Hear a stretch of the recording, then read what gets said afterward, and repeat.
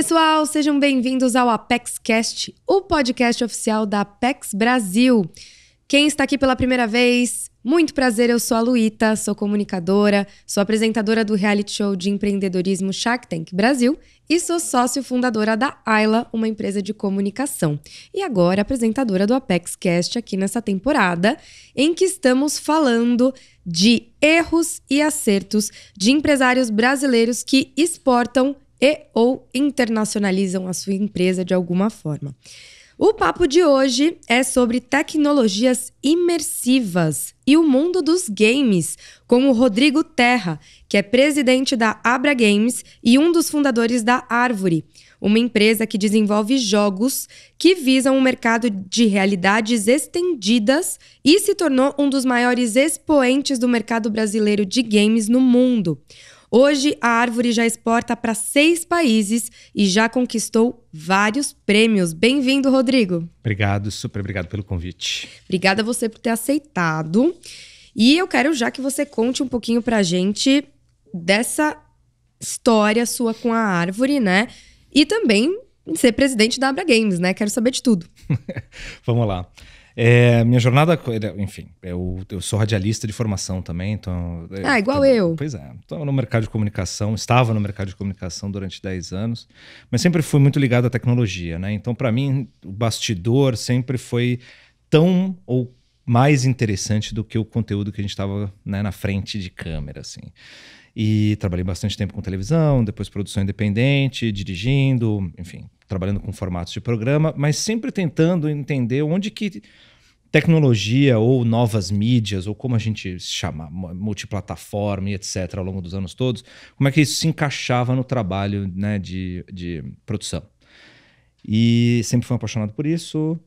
Muitas vezes eu não vi espaço para isso acontecer em projetos, estou falando de 20 anos atrás, mas isso eu não via muito espaço disso acontecer. E aí, em determinado momento, eu comecei a... Sempre pesquisei, né, novas plataformas, e como construir, criar conteúdo para novas plataformas, etc.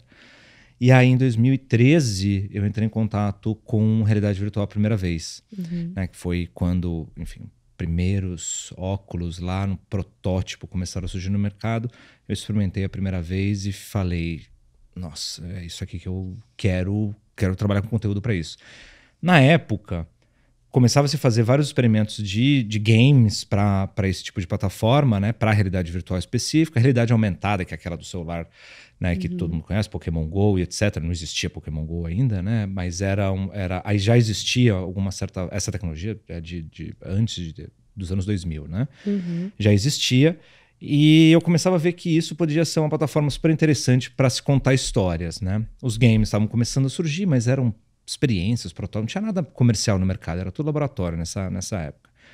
E estava começando a surgir um movimento dos tais vídeos 360, né, que era você fazer de uma forma a captação que não era mais para uma composição num quadrinho, né, era agora o espaço ao seu redor e você podia contar essa história usando o espaço como protagonista também, né. E isso me encantou. Eu comecei a entrar de cabeça nisso, quis estudar, quis aprofundar e fui para fora, comecei enfim, me conectar com os criadores lá fora, com quem já estava fazendo, tanto desenvolvendo esse tipo de tecnologia, quanto quem estava de fato criando conteúdo. Comecei a trabalhar com direção de vídeos 360, comecei a aprofundar muito a pesquisa também. E eu também sempre tive um trabalho também de consultoria para as empresas que falam, eu preciso digitalizar minha produção, eu preciso, enfim, abrir a cabeça aqui porque o público está mudando, o streaming está chegando e o que nós vamos fazer. E aí, no paralelo, aí foi quando eu entendi que, olha, se eu estou querendo ir para uma área nova, para uma outra fronteira que eu sempre quis trabalhar, porque apesar de tudo isso, eu sou gamer desde pequeno. Então eu jogo desde sempre. Tinha que ter uma paixão aí óbvio. Por trás. E aí nunca consegui encaixar games nesse trabalho. Sempre tentei, consegui fazer algumas coisas no trabalho com televisão, principalmente, encaixando jogos, mas não o game show, aquele de... Né, enfim, não o formato de game show.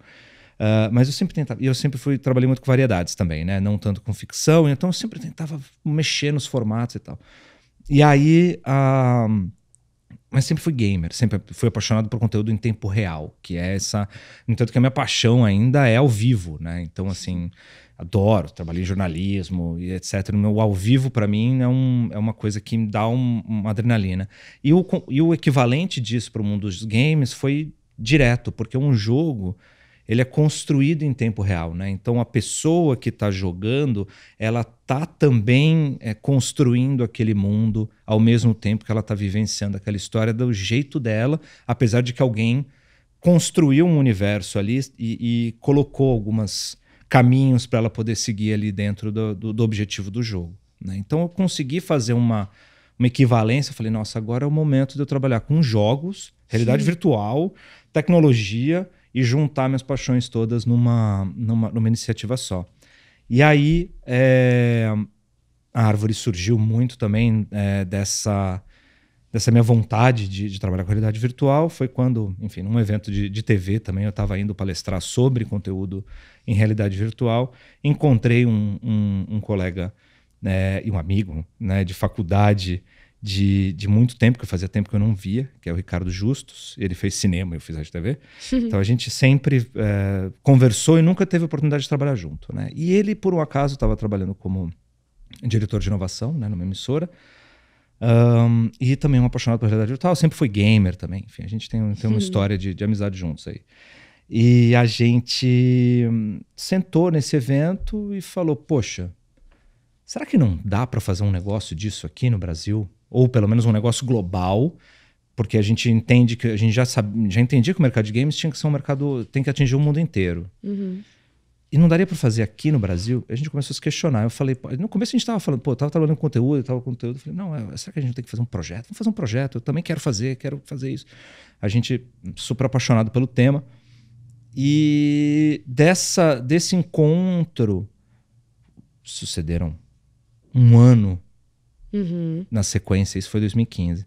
2016 inteiro surgiram, a gente sentou praticamente toda semana para começar a quebrar a cabeça e desenhar o que era isso, como é que a gente podia dar vazão para isso. E se a nossa resposta de será que isso pode virar um negócio no Brasil podia dar certo, foi quando a gente começou a trazer outros sócios. Aí o Ricardo foi ninja em trazer a primeira rede, né, da Árvore, que foi trazer o nosso outro sócio fundador, que é o Eduardo, que veio do mercado de investimentos, que sabia muito bem trabalhar com relação com investidores.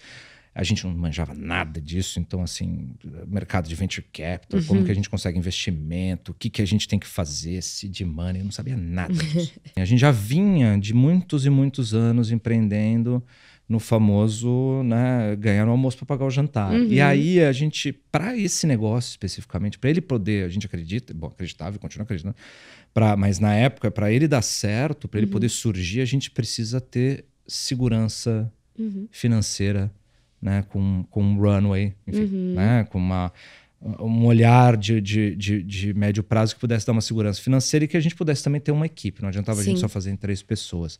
Porque a ambição era, de fato, vamos fazer games, experiências narrativas imersivas de uma forma em que a gente pudesse, de fato, fazer um impacto e pudesse estar na frente de inovação. Eu não queria fazer mais uma empresa no Brasil. Eu queria fazer uma empresa global que tivesse no hall de todas que a gente já estava olhando, que estavam começando a fazer. Mas chegou um momento que a gente começou a falar, tá tão difícil da gente conseguir mostrar qual que é o valor disso, que aí a gente teve um momento pivotal, né? A gente falou, bom, precisamos focar, ou vai ser B2C ou vai ser B2B. Né? Então aí a gente torna a Árvore a característica que ela tem hoje. Hoje a gente está maior, estamos com outros departamentos, tem a área de projetos especiais, as coisas evoluíram e a gente já tem alguns trabalhos, né, serviços B2B, mas na época a gente teve que focar. Então a gente teve a Ana com o Pixel, Pixel Ripped é a franquia que a gente embarcou dentro da Árvore, ela entrou como sócia, a franquia entrou, e a gente desenvolveu esse jogo dentro de casa. Então ele não estava metade pronto, tinha muita coisa para fazer. E ele foi o nosso grande primeiro release, né? Nosso primeiro lançamento para o mercado. A gente vinha até então trabalhando vários experimentos. Então a gente estava querendo experimentar a linguagem, querendo entender o que estava acontecendo, né? O que dava para fazer com a realidade virtual, como é que a gente quebra com a lógica do jogo tradicional, como a gente quebra com a lógica do conteúdo audiovisual tradicional e a gente conseguir fazer um produto assim que fosse muito original. né? Isso a gente foi fazendo muito no paralelo. E quando o Pixel-Ripped veio, foi o nosso primeiro... A gente incubou, na verdade acelerou ele, porque ele já estava andado, vamos dizer assim. Então a gente acelerou esse projeto dentro da Árvore, virou um projeto Árvore, né? E a gente aprendeu muito como lançar um jogo para o mercado. Porque a gente estava vindo com muitas demonstrações, mas a gente estava... A gente passou 6 meses fazendo essas demonstrações e trabalhando com agência, mas o Pixel-Ripped foi o primeiro que a gente pegou para acelerar, colocar...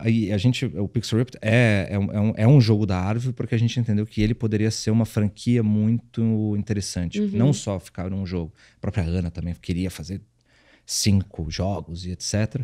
Mas a gente entendia o valor também que aquilo poderia ser como marca. E já tinha uma comunidade lá fora. Ah, sim. Sim. Né? Mas esse lançamento do Pixel, neste momento, já foi global, então? Foi. Ele já foi global. Porque é aquilo que eu comentei. A gente já queria fazer uma empresa global. Já começou com esse intuito e com esse foco, né? Exato. E os games aqui no Brasil, até falando sobre a Bra Games, quando você abre um estúdio de games em qualquer lugar do mundo, ele já nasce com potencial global. Sim. Né?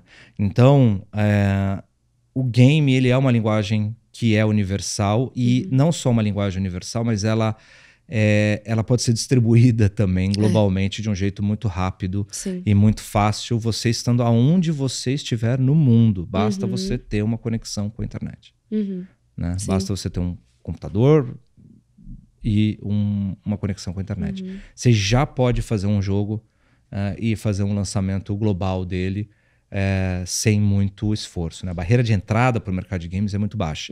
É muito difícil continuar. Sim. Mas a barreira de entrada hoje em dia ela é muito baixa e ela é muito convidativa, né? Ela é muito atrativa e é possível você começar com muito pouco. Né? Isso eu acho que é muito interessante aqui para o nosso programa, né? Porque a gente entrevistou outras pessoas que têm um produto, que exportam, sei lá, um produto alimentício, um produto vestuário, sei lá. E vocês trabalham com um produto que não é físico, né? E é completamente diferente essa noção de exportação, né? Como você falou, ele já nasce exportado, ele já tá, né? Como é que é essa parte operacional dessa exportação, assim? Onde isso acontece? Como é esse processo? O game, ele tem uma característica que ela é muito interessante de se olhar, que que nem eu tinha comentado, ela é muito fácil de você fazer um jogo e é muito fácil hoje distribuir esse jogo. Então, você consegue iterar. Né? Então, essa característica do game é igual uma característica dentro dos serviços e um produto de software. Sim. Né? Então, tem a tal da iteração. O que é isso? É você... não é a interação, né? Não é o jogo com alguma outra coisa, é o jogo com ele mesmo. Então você consegue melhorar esse jogo, né? Você consegue pensar, lançar uma parte, depois lançar outra parte, né? Então você consegue pensar modelos de negócio também para um jogo de uma forma interativa e incremental, né? Tem muito a ver com o mercado de games. Então, essa característica, que é característica diferente de outros produtos de economia criativa e muito diferente também de um produto físico, né? Então você não consegue iterar e incrementar um calçado. Sim. Né? Você tem que fechar um design, tem todo um estudo, tem todo um pré-gigantesco, não que não tenha num jogo, né? Tem jogo que pode demorar 3 meses para ser lançado, mas tem jogo que demora 18, 24, 36 meses para fazer. Não é uma questão exatamente de tempo. Mas você tem uma característica de que você pode lançar, né, como é também um software as a service, ou software mesmo, que você pode lançar uma versão 1.0 daquilo e ir trabalhando ela e já conseguir um retorno de investimento no dia 1. Tá. Né? Isso é muito diferente. Sim, né? muito. Então isso faz com que seja um mercado muito interessante para se diluir risco e mitigar um pouco o investimento. Né? Então não necessariamente você precisa lançar o jogo inteiro. Claro, quanto mais você lançar, melhor, mas o público hoje está muito acostumado com modelos de negócio que são os encaixes que você vai fazendo ao longo do ciclo de vida do jogo, né? E sem falar nos jogos que são os jogos de live, né? Ou seja, os jogos que eles acontecem ao vivo 24 horas, multijogador, e acontecem em servidores e coisas que estão acontecendo 24 horas por dia, que necessitam de revisões diárias. Sim. Né? Tem muitos jogos que você tem que fazer lançamento de versões, updates, etc., dia a dia, ou semana a semana. Porque você tem que manter os jogadores lá, então você tem que trabalhar retenção. Sim. Então você tem trabalhos de aquisição de usuários, tem o trabalho de retenção. Tudo isso faz com que o jogo tenha uma característica muito única, né? Então a mesma coisa, é muito diferente você lançar um filme. O filme você não fica mudando o corte depois que você está no cinema. Não tem atualização na sala de cinema. Né? Você até pode lançar o remaster, a versão PB, Vampire Edition. Você pode fazer uma série de outros lançamentos pós, mas você não tem como fazer isso enquanto ele está em cartaz. Né? Ou mesmo um programa de televisão, ou mesmo até aqui o que a gente está fazendo, é muito difícil. A gente não está editando ao vivo e não estamos construindo conteúdo em tempo real. De uma forma a fazer. E mesmo um programa ao vivo é difícil de você fazer isso. Então é um produto único o jogo. Né? Ele tem características muito ligadas ao audiovisual interativo e ele é um produto de tecnologia ipsis literis. Né? Então a gente herda a operação dos dois mercados. Né? E aí quando a gente pensa em globalizar isso, né, em pegar esse projeto e começar a exportar, quando a gente pega um produto físico, muitas vezes precisam haver adaptações, né? Porque às vezes a legislação de um país é diferente, tem algumas especificações de matéria-prima até, coisas assim. No caso dos games, existe algum tipo de adaptação que precisa ser feita de acordo com cada país? Não, né? Precisa e é altamente necessária em muitos aspectos, né? Na questão de exportação, quando você está pensando, o jogo ele já nasce exportado, né? Como você falou bem. Ele já nasce exportado. Então, você já tem o potencial de exportação. Porque às vezes você tem um jogo que vai trabalhar um mercado muito específico aqui no Brasil. Né? Então você vai trabalhar um jogo educacional, por exemplo. Né? Então você vai atender uma rede de escolas públicas ou privadas com determinado questão, e esse jogo é para o mercado nacional. Então não necessariamente você está exportando, mas pode ser que você exporte se você usar esse seu jogo como base e for para outro mercado e falar, tem interesse? Né? Você sondar o outro mercado e falar, olha, será que o jogo que funciona no Brasil, será que funciona na Finlândia também? Né? E o jogo em si, com essa característica de ser iterativo, de ser incremental, de você poder quebrar e fracionar o modelo de negócio de uma forma contínua para esticar o ciclo de vida, a mesma coisa acontece quando você está pensando em novos mercados. Quer dizer, você também pode transformar esse produto de uma forma mais rápida e fácil. Quando a gente está falando sobre isso, de distribuição digital, a gente está falando que o acesso global é via plataformas que são globais. Né? Então tem lojas de aplicativo, né? Para resumir, né? Enfim, simplificando na verdade. Então tem lojas de aplicativo que você distribui para o mundo todo. Sim. Né? Então, e essas lojas já existem há 20 anos, tá? Não é uma coisa de 5 anos atrás. Então o jogo já é... Isso foi um dos motivos também que a indústria de games deu um salto gigantesco, porque a distribuição digital foi super efetiva. Porque antes a gente comprava cartucho, depois comprava fita, disco, né? Mas a distribuição digital facilitou os pequenos criadores, 20 anos atrás, a terem uma possibilidade também dentro do mercado. E aí a gente vê o surgimento do tal do mercado indie, surgindo como sendo uma força no mercado de jogos. Não eram só mais os grandes lançamentos com orçamentos milionários. A gente viu o jogo de baixo orçamento também tendo uma possibilidade de estar dentro da loja. E as pessoas querendo consumir esse tipo de conteúdo também. Então, hoje, a gente tem uma virada histórica em relação ao conteúdo indie. Hoje, em algumas plataformas clássicas de gaming, né? O conteúdo indie responde por uma parte relevante da receita do publisher, da player, etc. Das grandes e tal. E aí, com essa grande possibilidade de distribuição digital, em que a gente está no mundo inteiro instantaneamente apertando um botão, literalmente, você põe dentro de uma loja, essa loja espalha para onde ela estiver dentro do mundo, o trabalho de adaptação ou localização ele precisa ser muito bem pensado. Porque não necessariamente um jogo com uma história brasileira, com conteúdo brasileiro, vai ser entendido na Finlândia, ou no Japão, ou nos Estados Unidos, ou em outro mercado que for relevante para aquele gênero de jogo, para aquele tipo de jogo. Você também vai ter que fazer um trabalho de olhar e falar. E é uma questão de preço também, né? Hoje tem vários mecanismos que você consegue facilitar, por exemplo, uma análise de preço, né? A precificação na Argentina vai ser diferente da precificação aqui no Brasil, que vai ser diferente dos Estados Unidos, que vai ser diferente na Polônia, né? Você já tem mecanismos de hoje, inteligência de mercado depois de 20, 30 anos, suficiente, e algoritmos dessas plataformas que facilitam a vida. Mas senão você tem que fazer esse trabalho também, nem do poder de compra, etc. Você tem que fazer esse tipo de análise. E quando você está adaptando, também você tem que olhar para a língua do local. Tem país que não se importa nem um pouco com legenda, né? Mas tem país que não adianta você lançar com legenda. Não só a legenda é importante, mas também você entender o público ali na ponta. Então, enfim, localização de cinema aqui no Brasil também é histórica nesse sentido. A Disney faz um bom trabalho nisso, né? Então, de localizar desde muito tempo já, inclusive as imagens dos próprios filmes, né? Da Disney, das animações da Disney, ou mesmo filmes, e agora com 3D, etc. Agora, né? Piada, né? Né? Você consegue localizar ele ipsis literis, inclusive as próprias imagens, não só uma coisa em voz, né? Então, o jogo acontece da mesma maneira. Você também tem que trazer, sem perder a essência do que você está fazendo de proposta de mecânica de jogo, nem a proposta de mundo que você está colocando a pessoa. Você tem que olhar para o público que você está direcionando.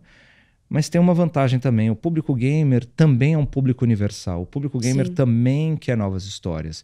O público gamer também não quer que seja algo ipsis literis da localidade dele. Ele quer entender o jogo. Né? Muita gente fala, cara, muita gente aqui no Brasil se formou, né, sabe falar um inglês básico até intermediário por conta de jogo, porque não tinha jogo localizado em português aqui. Né? Teve uma época que não tinha jogo em dublado. E ler... não era um problema, porque você também tinha que ter um trabalho de leitura e escrita. Então, muita gente acabou tendo que aprender inglês. Da mesma maneira que muita gente tem aprendido coreano ou japonês, né, por conta de K-pop, num trabalho cultural que a Coreia do Sul fez massivamente no mundo. Então, o K-pop, nas últimas décadas, tem ficado uma coisa gigante no mundo, estimulou muita gente a aprender coreano. Isso faz com que você também ajude a fazer um posicionamento global dos conteúdos do seu país.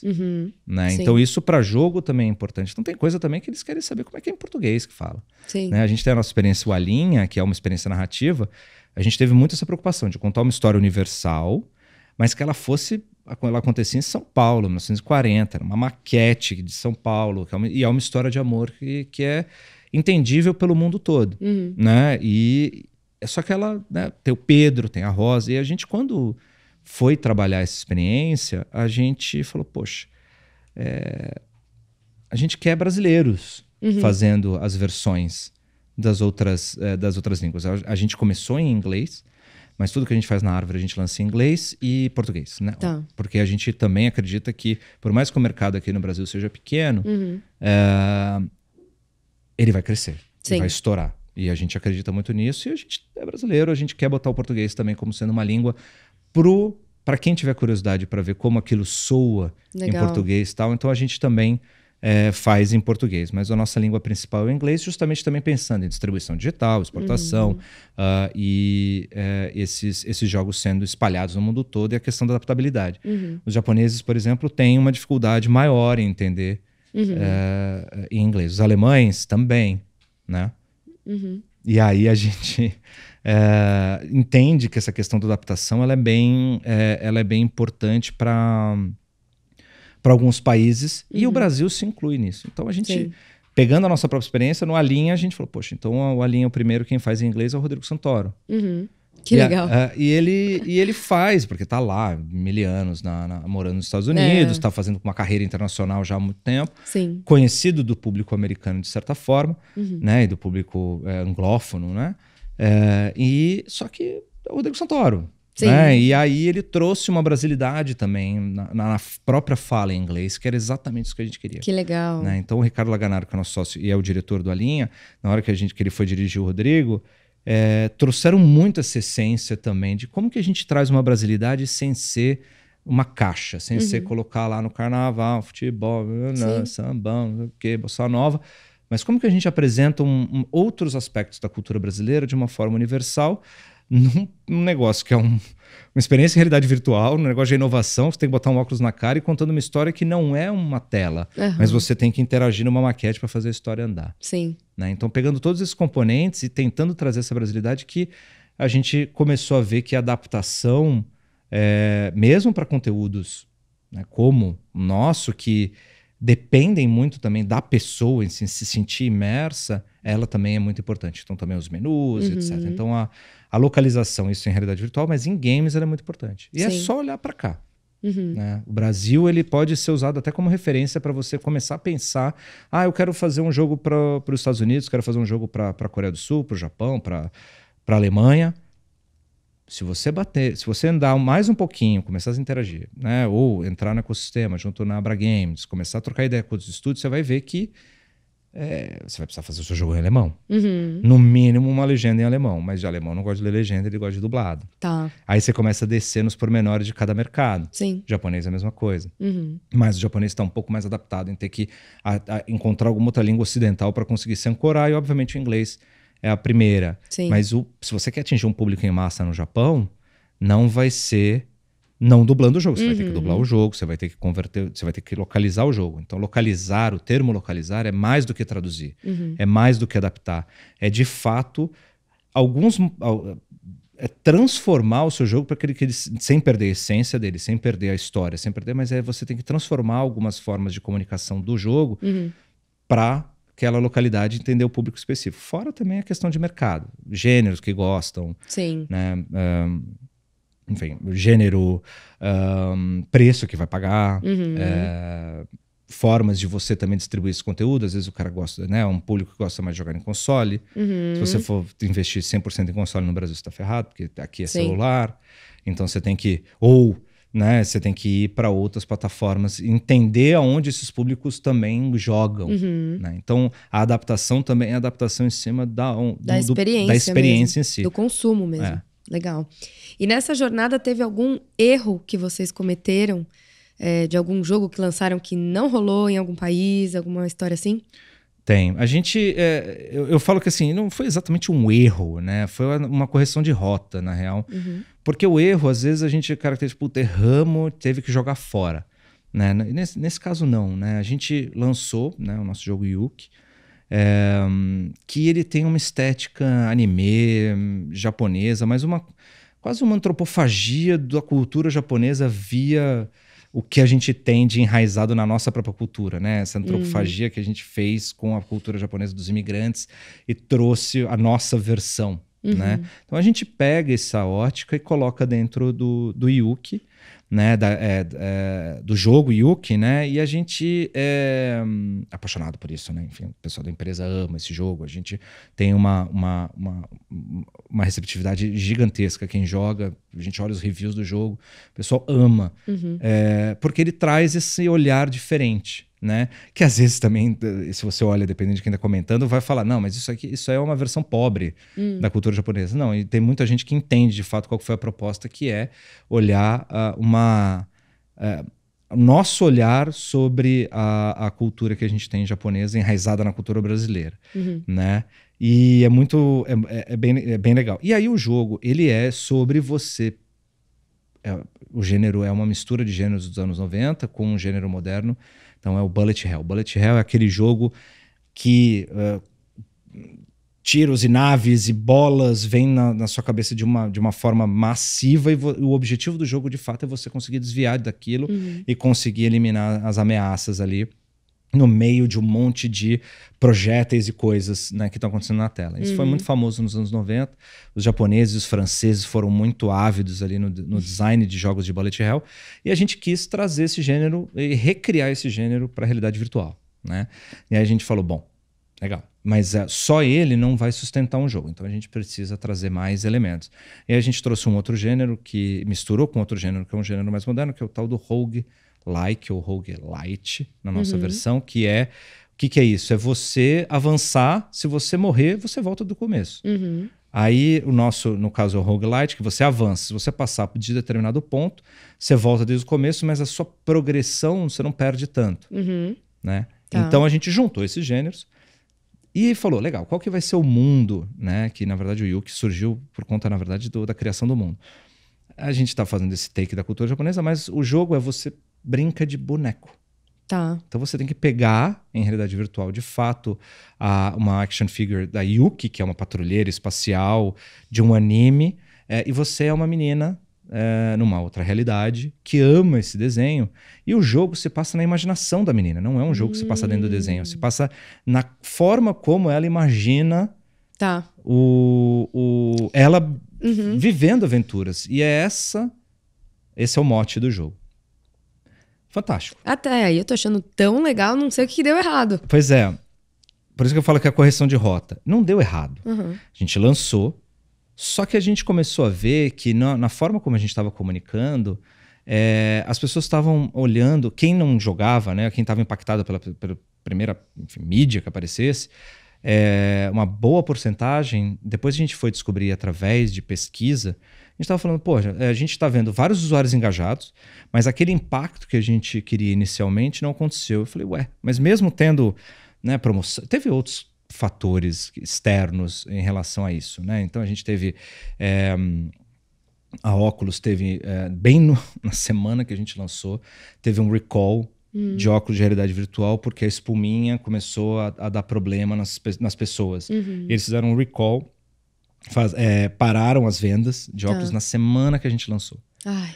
Então, assim, totalmente fora do nosso controle, essas coisas que acontecem que a gente não tem o menor controle. E teve tipo na agricultura quando dá seca. Quando dá seca. Aí você fala, deu seca. Fatores externos ferrou. que... E aí você fala, bom, o que eu vou fazer?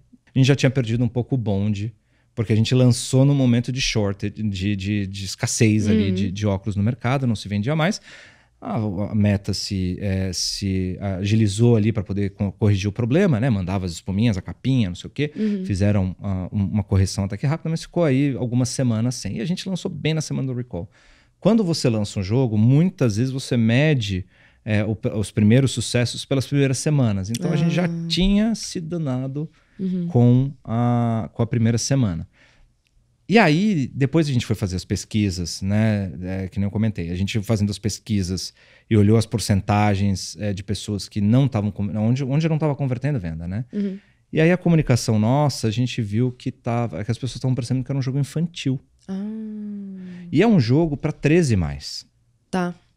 Mas elas estavam achando que era um jogo infantil. Por quê? É anime, porque tem uma estética, porque tem uma action figure, né? Um boneco, mas é uma action figure, de fato. Tem... uma estética, né, que é uma estética estilizada, né? Então a gente tem a árvore tem uma assinatura por conta desse tipo de estética também. E aí as pessoas estão percebendo que era um jogo infantil. E falando, gente, mas não é um jogo infantil. É um bullet hell, roguelike, difícil pra caramba, assim, não tem nada de infantil o jogo. Mas a gente viu que acabou caindo numa caixinha diferente. E que não era a caixinha que a gente queria estar. Não era um jogo que a gente estava posicionando como um jogo infantil. Sim. A gente tinha um target bem específico ali, né, de pessoas. E a gente falou, bom, vamos sentar de volta e vamos entender. E aí a gente viu que os nossos ativos de comunicação estavam, né, as peças de comunicação, a gente precisava explicar mais o que era o jogo, precisava colocar uma pessoa jogando mais, né, assim, de uma forma mais explicativa. Porque o jogo era tão diferente, né, é tão diferente ainda, que é muito difícil de você explicar sem jogar. Apex Brasil. Queria saber, a Apex a gente sabe que tem várias formas de ajudar, né, o empreendedor e as empresas a se internacionalizarem. No caso de vocês, que já nascem globais, como que a Apex poderia ajudar ou ajudou vocês? Como é essa relação? Muito legal. A Abra Games ela tem um programa com a Apex chamado Brasil Games. Né? Esse programa vai completar aí 10 anos já. Esse programa, até para poder... não é que um estúdio, quando ele nasce... Um estúdio de games, ele nasce com potencial global. Mas isso não quer dizer que você já vai sair fazendo negócios globais. Né? Então, a distribuição ela pode ser global, mas isso não significa que você vai fechar um contrato internacional porque você fez um estúdio no interior do Paraíba. Né? Então, você precisa de um mecanismo de promoção de exportação para você poder se plugar nessa rede internacional também. Perfeito. Né? A visibilidade toda...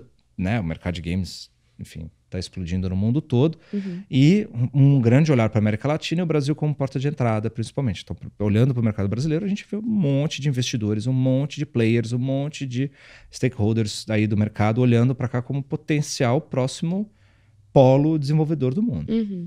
Mas isso também não significa que vai ser simples e tranquilo, você vai encontrar na esquina.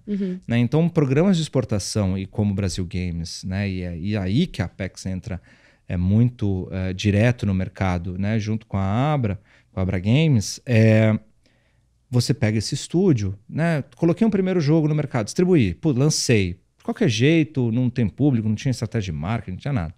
Então vem o programa para falar, bom, legal, mas vamos começar a sua jornada, assim, talvez você tenha que começar a sua jornada também de uma forma mais estruturada. Então, o programa não é só um programa de eventos, é um programa também que cresce agora também na formação do executivo para exportar. Mas para exportar significa, no mercado de games, formar o executivo para que ele já comece a tirar proveito, mesmo ele sendo pequeno. Dessa rede internacional, desse mercado internacional, porque ele já distribui globalmente. Então, como é que você traz esse valor que não é você começar a vender para fora? Você já vende para fora. O negócio é como você amplifica, como você cresce, como você aumenta a rede, como você começa seus negócios internacionais, como você começa seus clientes, primeiros clientes lá fora, quando você começa os seus primeiros parceiros lá fora. Né? Então, o programa ele vem através desses mecanismos de fomento, né, de formação, através de webinars, através de encontros e grupos e os eventos internacionais, para ajudar a dar, primeiro, a exposição e visibilidade para o estúdio, para o desenvolvedor, ou para aquele prestador, né, para aquela empresa prestadora de serviço, para o mercado, visibilidade nos grandes eventos, então Game Developers Conference, Gamescom, XDS, External Development Summit, e outros eventos também que tem ao redor do mundo, que vão variando de acordo com o empresariado, né? Então, a associação também ajuda a pautar, né? Tipo, olha, o Japão é mercado-alvo, agora Polônia, agora Portugal, agora... Então, também o programa se molda para poder olhar onde a indústria está também olhando como mercado. E atender esses eventos, então fazer uma jornada de eventos para essa visibilidade e essa jornada também de formação, fomento, né, para ajudar a transformar o empresário num empresário internacionalizado. Também. Que legal. Então a Apex ajuda demais nesse processo. E eu, como Árvore, antes de entrar na própria Abra Games, né, que eu, enfim, hoje estou presidente lá, mas já fui simplesmente um associado, né, quando a gente abriu a Árvore. E a Apex ajuda a dar esse impulsionamento, né? Então a gente ir na primeira vez nos primeiros eventos de games, eu frequentava muito outros eventos de outros setores, que ainda frequento e ainda são muito importantes, porque a realidade virtual transborda, né, setores. Então não é só a área de games que a gente olha como para estar presente. Então eu já vinha de uma jornada, eu particularmente já vinha de uma jornada de eventos internacionais, de presença internacional, já estava com meu conhecimento, mas como Árvore, a gente começou a ir a primeira vez nos eventos de mercado, né, de games. Isso foi muito importante. Aliás, gente, quem quiser saber mais sobre essas iniciativas que a Apex tem e como pode te ajudar, entra lá no site apexbrasil.com.br.